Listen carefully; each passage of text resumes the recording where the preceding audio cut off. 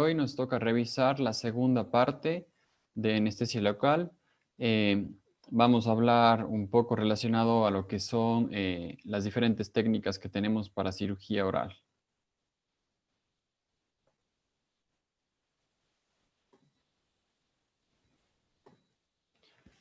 Bueno, entonces, es importante también, y algo que veremos en la práctica, tenemos diferentes, aunque el carpule metálico es lo que se utiliza de norma, hay diferentes estructuras del carpule, como les mencioné. Esta es la clásica, que viene con un apoyo plano y una orejera a nivel del extremo para colocar, en este caso, el dedo pulgar, ¿sí? El dedo índice y el dedo medio.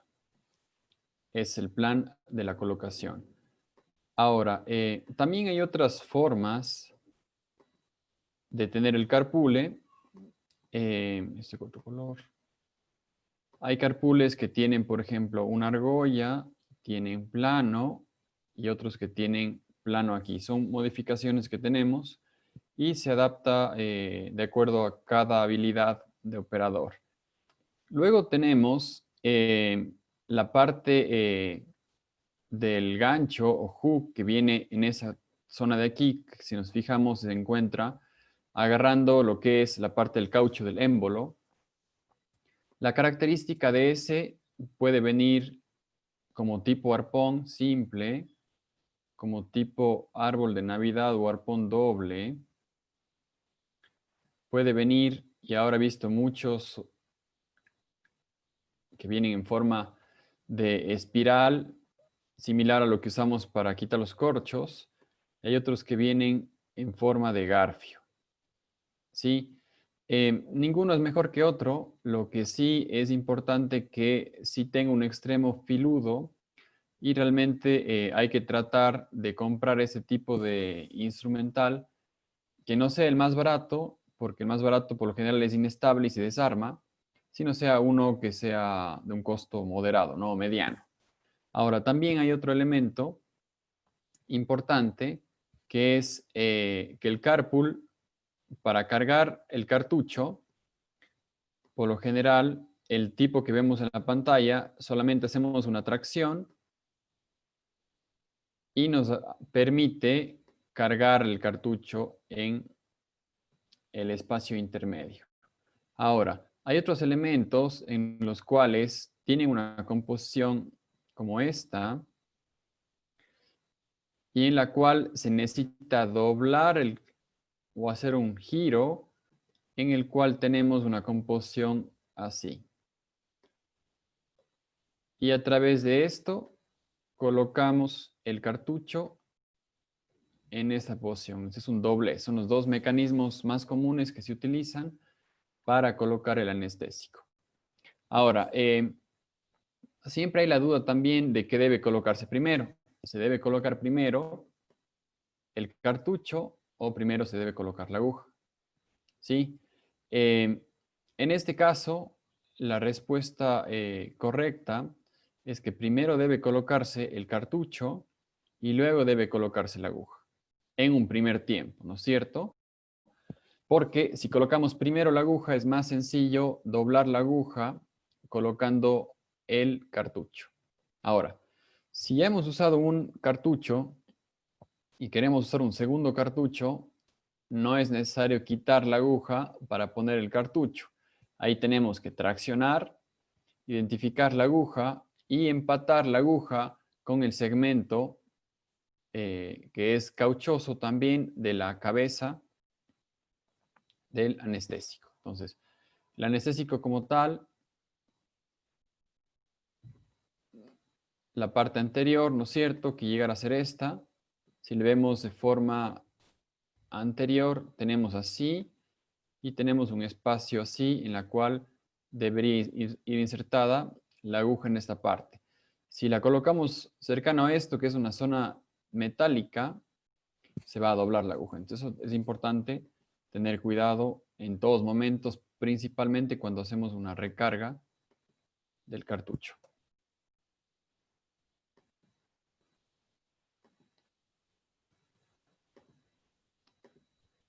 Ok, hay diferentes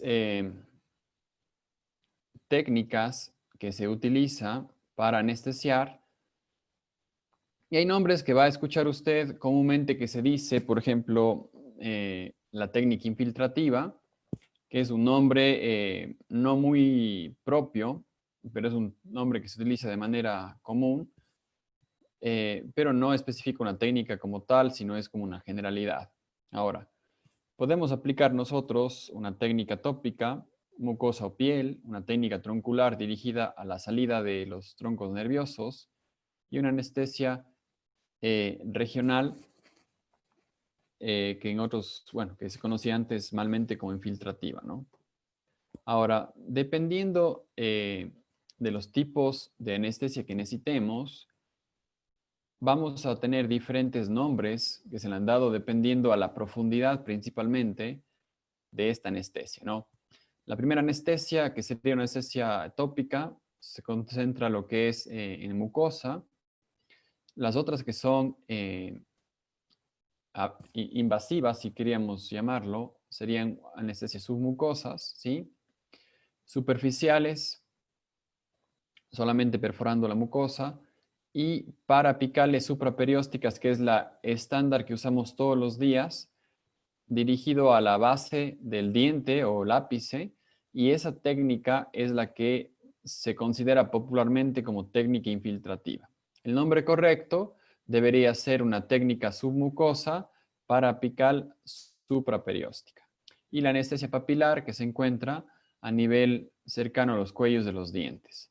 Ahora, ese sería el proceso correcto de una anestesia local en un primer tiempo. Si necesitamos profundizar la anestesia o vamos a hacer algún procedimiento que requiera otro tipo o colocarlo de una forma más profunda, ahí tenemos las otras opciones. La anestesia subperióstica, aunque bien cumple un componente de quitar el dolor, quitar, bueno, las otras sensaciones también, temperatura extrema, calor frío, vibración, tacto, fuerza y presión, esos elementos. Lo que también utilizamos es una técnica subperióstica con el objetivo de generar lo que se llama en cirugía una hidrodisección. Entonces, ¿qué es la hidrodisección? Es algo bastante sencillo de explicar. Tenemos nosotros el componente del hueso, ¿no es cierto? Y tenemos el componente del periósteo. ¿No es cierto? Habíamos comentado de que la mayoría de colgajos de boca es un colgajo mucoperióstico, ¿no es cierto?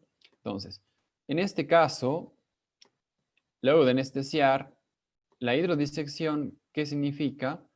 Colocamos la aguja justamente por debajo del periósteo, subperióstica, y eso permite que la entrada de líquido haga este fenómeno.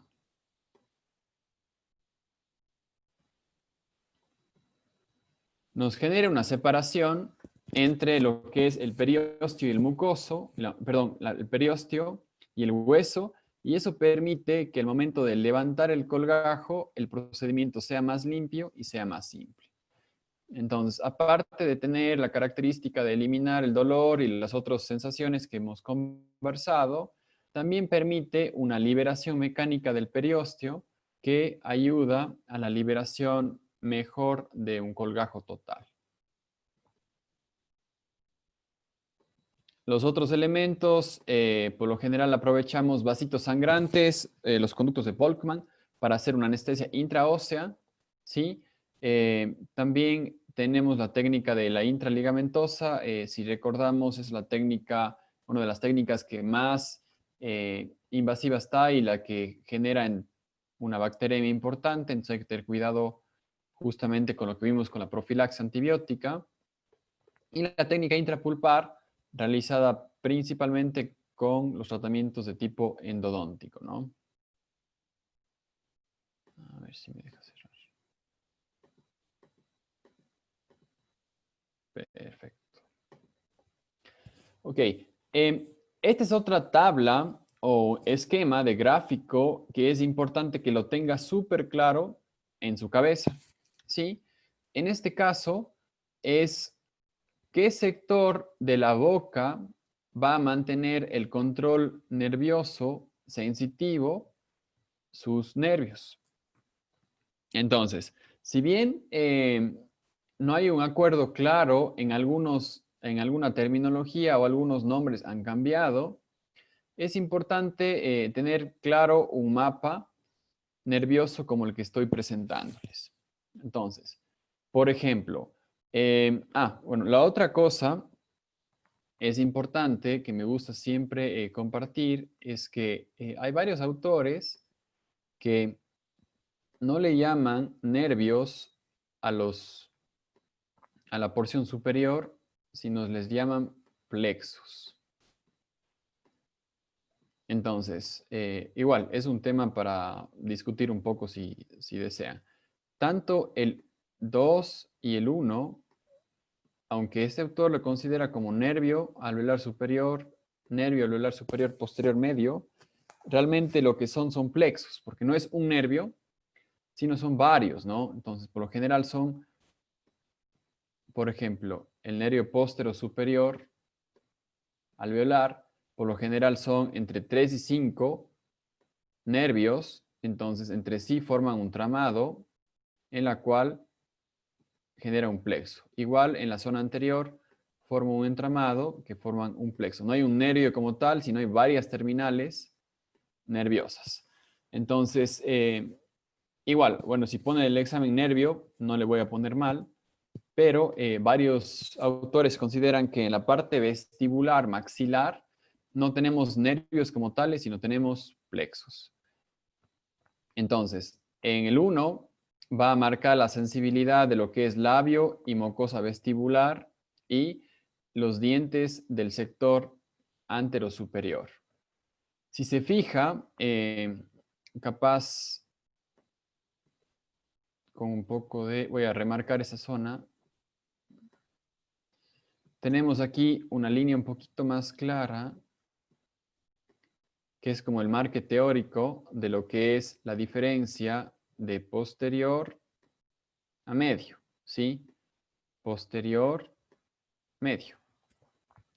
Entonces, también no hay un margen claro de dónde termina el uno y dónde empieza el otro, pero tenemos una guía con los dientes, ¿no?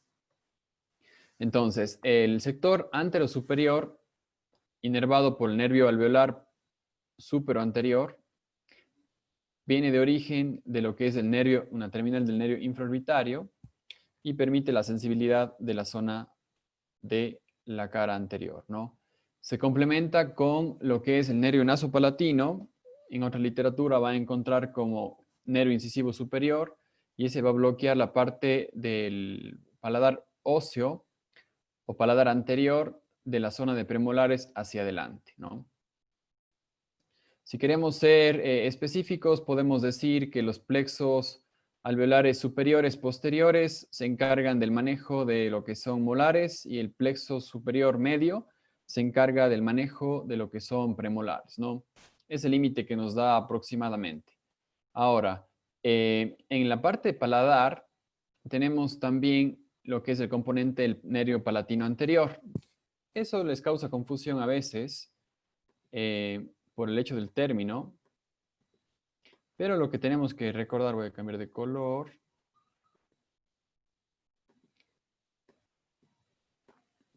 Ok. El nervio palatino, ay, caramba. El nervio palatino, el agujero, perdón, palatino posterior da lugar al nervio palatino anterior. Entonces, lo que tiene que acordarse usted es que se llama anterior el nervio palatino porque da la sensibilidad hacia adelante, ¿sí? No va hacia atrás el nervio. Entonces, eso tal vez le ayude a no confundirse y recordar que tenemos el nervio palatino anterior, sale por el agujero palatino posterior. El otro nombre que tiene este agujero es agujero palatino mayor, ¿no? Ese es el otro nombre que se le da. No me quiere.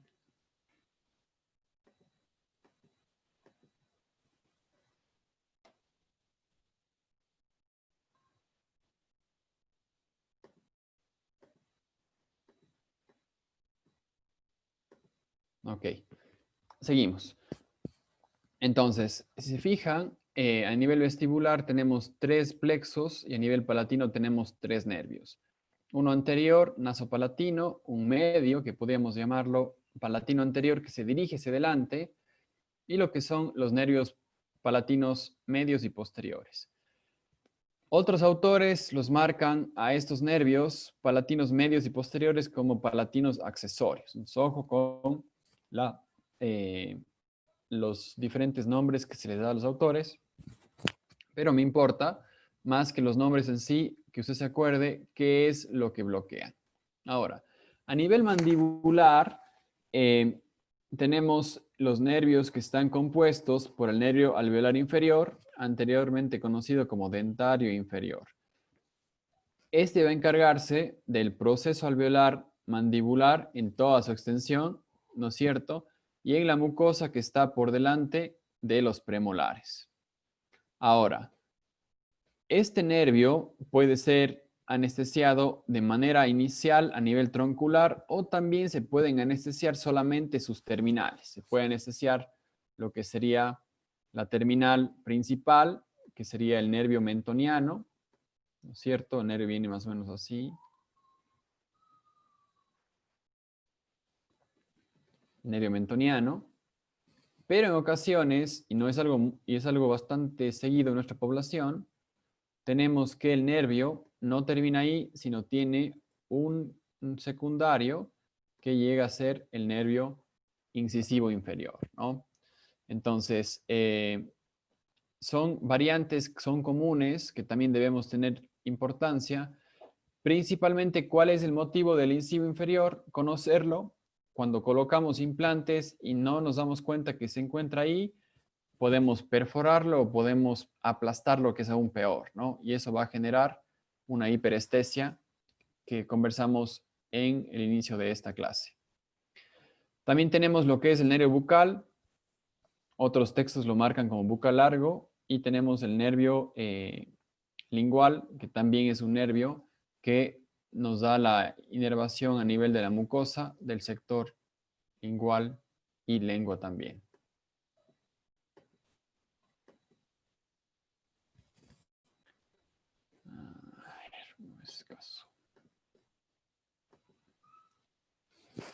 La anestesia paraapical supraperióstica submucosa, conocida malmente antes como infiltrativa, va a ser usado en casi todos los procedimientos que hagamos para bloquear los nervios en base al ápice de cada uno de los dientes, ¿no?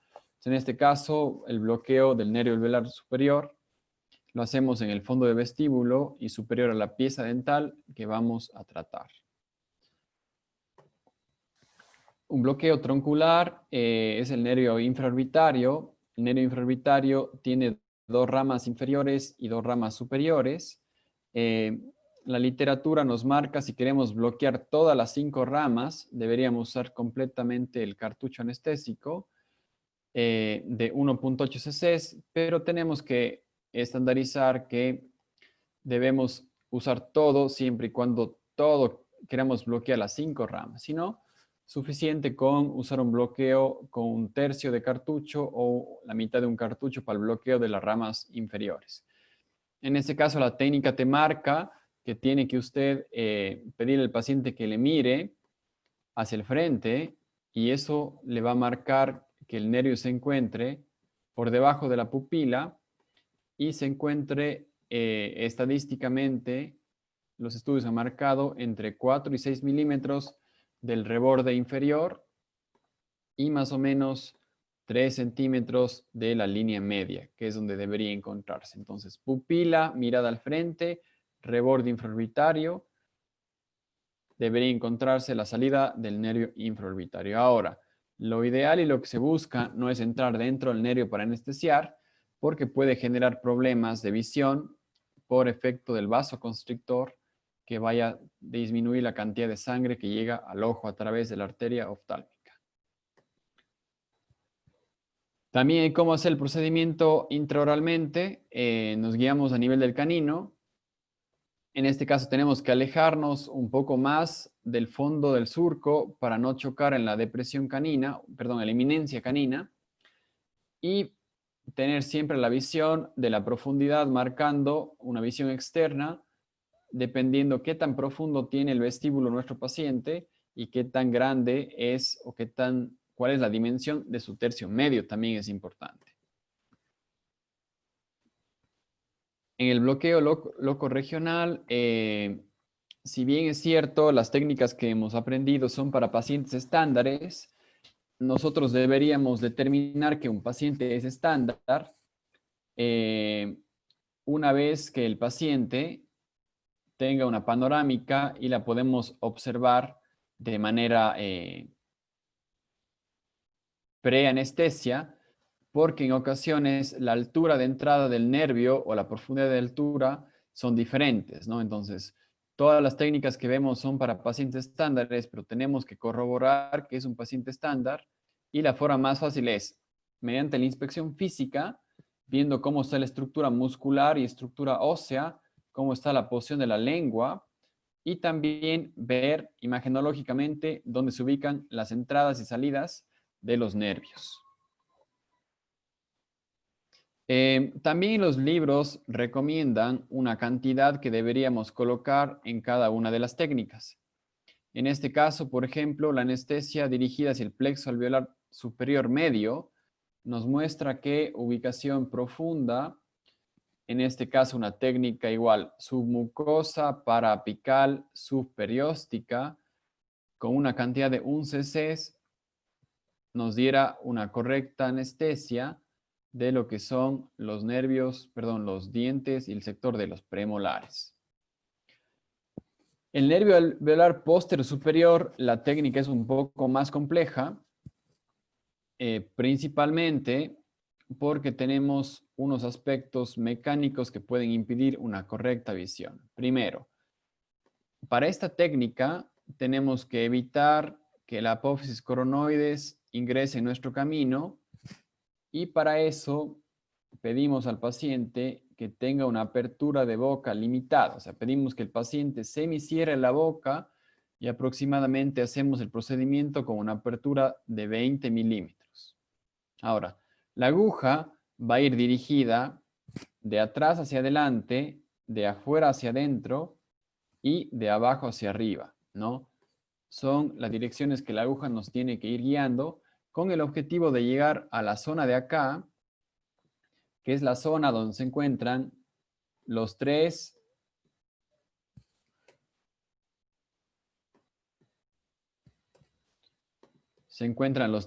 o 5 filetes nerviosos que normalmente presentan.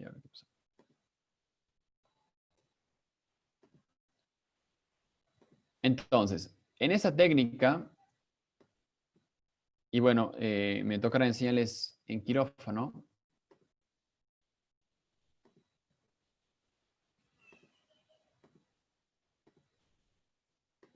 Va con el objetivo de llegar a estos filetes nerviosos, ¿no? Y esos de aquí, como les mencioné, son los que forman los plexos. Entonces, es importante varias cosas. Uno, que el separador esté ubicado de forma correcta y está angulado hacia atrás, ¿sí? Nos permite apoyarnos ligeramente en lo que es la rama, pero sin asentar completamente, sino manteniendo el separador como en suspensión y a través de ahí pedirle al paciente que semicierre la boca y colocarle una angulación de 45 grados y dirigir la aguja hacia arriba, hacia atrás y hacia el medio o hacia adentro.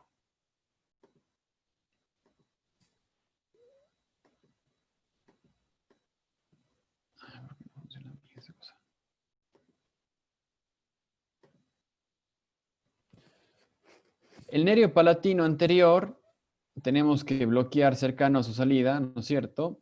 Y la literatura nos menciona que tenemos que tener como parámetro lo que es el RAFE medio, el proceso alveolar y lo que es siempre pendiente el primero y el segundo molar, ¿sí? Igual acá, RAFE medio, primero y segundo molar. En este caso, la técnica pura nos menciona que el agujero palatino posterior se encuentra equidistante en lo que es la distancia del rafe medio al proceso alveolar y a nivel del segundo molar. Ahora, en nuestra población va a depender un poco qué tan grande qué tan grande sea la estructura del maxilar, y en ocasiones, como ven en la técnica, es más certero colocar un poco más adelante que el segundo molar, sino a nivel del primero. Pero repito, la técnica pura nos marca que es una zona equidistante entre el rafe medio y el proceso alveolar a nivel del segundo molar. La cantidad es importante que no sobrepase los 0.5 cc, que si usted se pone a hacer cuenta, representaría lo que es un cuarto de cartucho anestésico, con el objetivo de no generar una isquemia por el líquido, y esa isquemia nos puede convertir en un proceso necrótico, ¿no?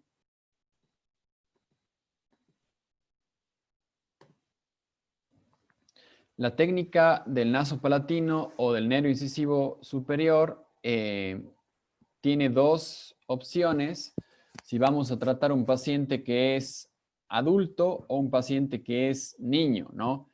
Como es una técnica dolorosa, normalmente a los niños se les hace una técnica indirecta, primero bloqueando el vestíbulo, primero bloqueando la papila vestibular y luego generando una anestesia a nivel papilar, o también podemos utilizar una técnica transpapilar pediátrica que se llama, que primero anestesia la papila vestibular y a través de ese pinchazo vamos a generar una anestesia a nivel palatino también.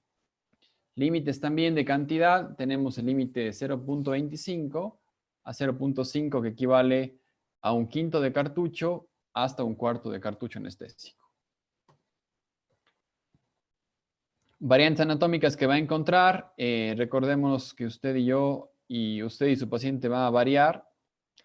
Entonces, en este caso, si el efecto anestésico no está deseado, o el paciente se queja del dolor, podemos establecer que su paciente tiene una variante anatómica. En este caso, debemos determinar si esa posibilidad existe, si hay casos, y, por ejemplo, en deberíamos repetir la anestesia a nivel palatino, pero más anterior, para bloquear de forma correcta este tipo de zona que el paciente puede quejarse a nivel palatino, en la zona de premolares, con el nervio palatino anterior medio superior. El nervio dentario inferior o nervio alveolar es un nervio que se ha estudiado mucho y nos han dado promedios, en este caso un promedio generado en un estudio de Perú, se asemeja mucho a nuestra realidad. En este caso es importante identificar clínicamente los elementos, lo que es la línea oblicua externa, lo que debería ser la línea oblicua interna, ¿no es cierto? El borde basal, la parte posterior, la hendidura mandibular. Y a partir de eso, ver las distancias, ¿no? Una distancia de 18 milímetros, una distancia de 6 milímetros, una distancia de 6 milímetros, una distancia de 12 milímetros y una distancia mayor de 22 milímetros. Entonces, eso nos permite hacernos una idea en la cabeza de en qué posición se encuentra el nervio dentario inferior en relación a la rama mandibular.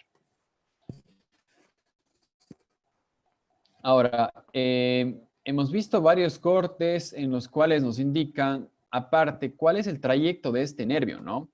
El trayecto de este nervio ingresa casi en el centro de la rama y ni bien ingresa, hace una curvatura importante que permite que el nervio se desplace pegado a la cortical lingual. Entonces, es importante que la variante más común es esta, ¿no? Que el nervio se ubique cercano a la parte lingual en el aspecto de molares y luego cambie la dirección para salir entre lo que son premolares, ¿no? Que es la parte más común de su trayecto. Ahora, siempre hay variantes y la otra variante que se encuentra va a permitir o va a encontrarse, por ejemplo, una variante que el nervio vaya por debajo de los ápices dentales. Entonces, es importante conocer el trayecto estándar y el trayecto variable como para tener una idea de qué puede estar pasando con nuestro paciente. Ahora, si el procedimiento en sí,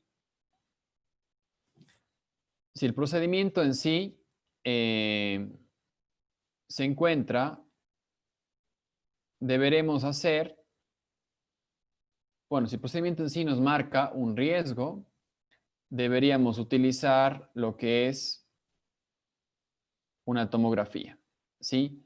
Mediante la tomografía vamos a realizar lo que es una identificación del trayecto del nervio y a partir del trayecto del nervio vamos a ver qué riesgo tiene un procedimiento que hemos planeado nosotros como tal.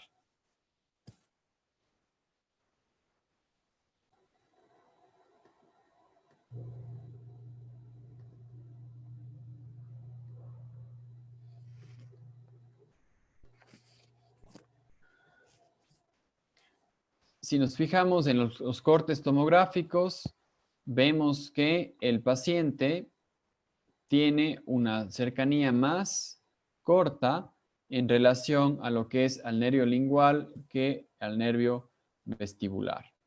¿Sí? Perdón, una cercanía más corta en relación a la cortical lingual que la cortical vestibular cuando el paciente cuando el nervio, voy a repetir otra vez. El nervio va a ingresar, como vimos en el gráfico, a nivel de lo que es la zona media de la rama mandibular aproximadamente. Ingresa y hace una curvatura en la cual se acerca a lo que es la cortical lingual a través de la zona de molares y luego desencadena con una salida a través de lo que es la zona del primer molar o del segundo premolar. También tenemos una relación que va entre lo que es el nervio y las estructuras del tercero y del segundo molar, que son unas relaciones que varían mucho, como vemos en los gráficos. Puede ser que el diente se encuentre por delante, el diente se encuentre por detrás. En ocasiones el diente perfora la parte ósea del conducto nervioso y se encuentra en contacto con el nervio. En otras ocasiones permite que el nervio, permite que el diente lo atraviese. En otras ocasiones, como vemos en el gráfico superior del lado derecho, evita que la raíz se forme correctamente y más bien hace que la raíz se distalice o gire o haga un giro. Y es importante establecer también la relación del nervio en contacto con las raíces de los terceros molares. Ahora, las recomendaciones clásicas en cuanto a la altura que necesitamos para la técnica nos marca que es entre 10 y 15 milímetros, ¿no? En este caso, la técnica, usamos una técnica directa o una técnica indirecta, ¿no? En este caso, va a depender también si el paciente es un paciente dentado, un paciente edéntulo o un paciente con una dentición temporal. Ahora, cuando el paciente está con una dentición temporal, también varía un poco si tiene o no completa la dentición temporal o no. En ocasiones la técnica debe ser paralela al plano oclusal, como menciona en el gráfico, 0 milímetros. Y en ocasiones cuando no está completo todavía, deberíamos colocar inclusive por debajo del plano oclusal. Eso pues en la técnica anestésica en pediatría les va a comentar.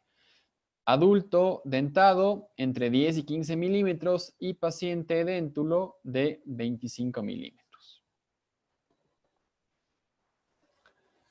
Ahora, tenemos la técnica directa y una técnica indirecta, ¿sí? Que es lo básico que utilizamos, y las técnicas extras, que son las técnicas Go Gates y la técnica Kinosi, que particularmente a mí no me agrada. Yo creo que es una técnica difícil y que no es aplicable.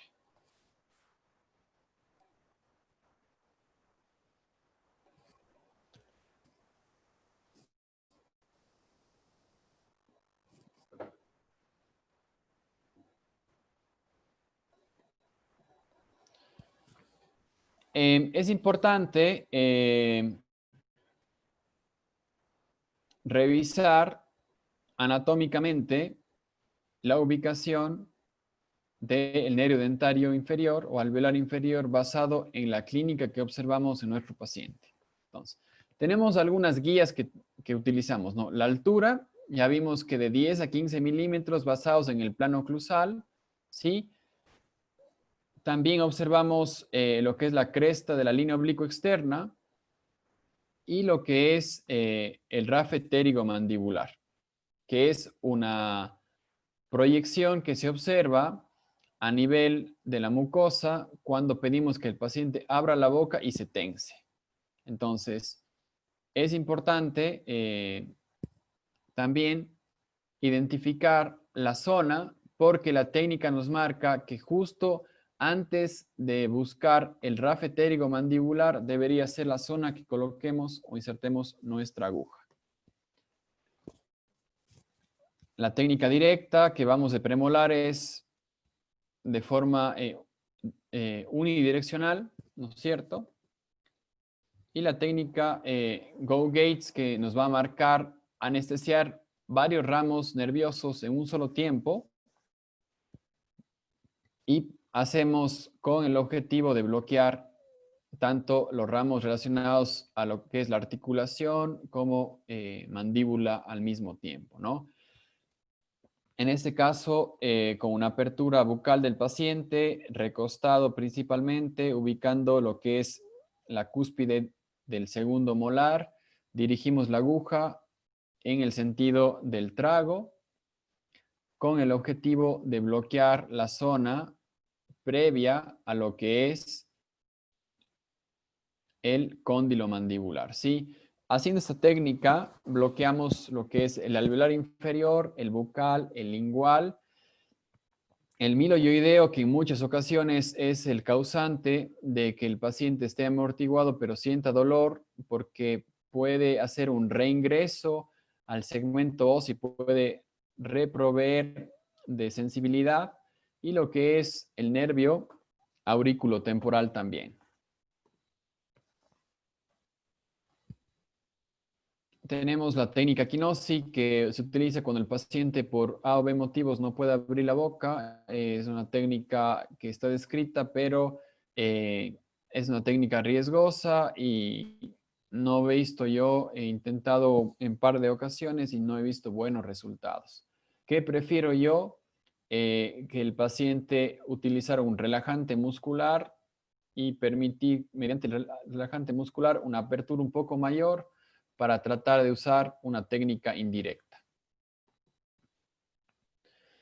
La técnica que se utiliza para el nervio mentoniano es una técnica que hacemos mediante la tracción de lo que es la mucosa y mediante eso hacemos una colocación del anestésico de atrás hacia adelante, ¿sí? De afuera hacia adentro. Si podemos garantizar mediante una visión radiográfica que el elemento se encuentra entre los premolares mejor para tener una mejor colocación o que sea esta eficaz. Y es una técnica realmente bastante sencilla. ¿Cuál es la recomendación? Hacer una tracción correcta del labio para permitir una anestesia menos dolorosa en cuanto al corte de la mucosa. Lo que es la técnica del nervio bucal, o también conocido como bucal largo, la utilizamos mediante la anestesia en dos sitios. Entonces aquí es importante recalcar dos cosas. El trayecto del bucal largo va a transcurrir en lo que es en la mucosa del vestíbulo, cercano a lo que es la parte interna de la glándula salival parótida, y luego va a bajar hacia lo que es el fondo de saco. Entonces, nosotros podemos anestesiar tanto por debajo del conducto de esteno, 1 centímetro por debajo, exactamente es la recomendación, o podemos colocar la anestesia en el fondo del saco vestibular con el objetivo de bloquear la mucosa de la zona de molares.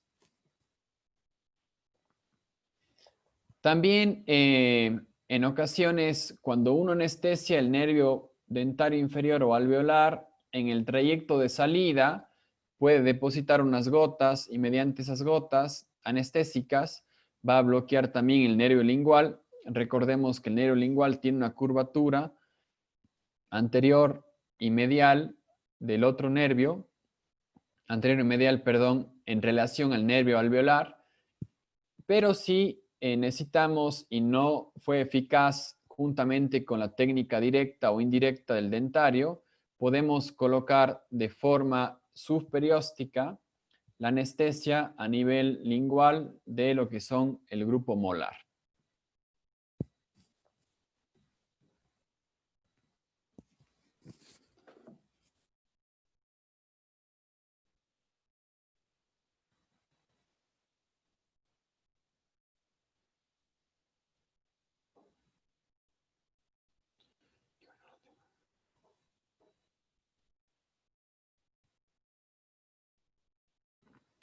Ok.